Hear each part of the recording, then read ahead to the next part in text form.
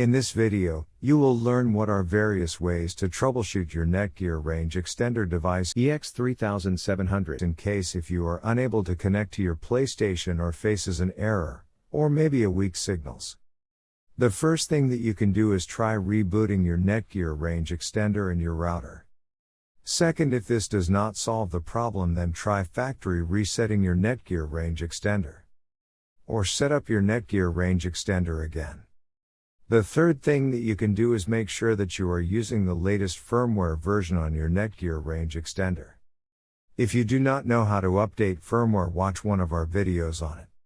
Before heading ahead into the video, in case you are facing any issue with your Netgear Range Extender device, get in touch with our Netgear experts.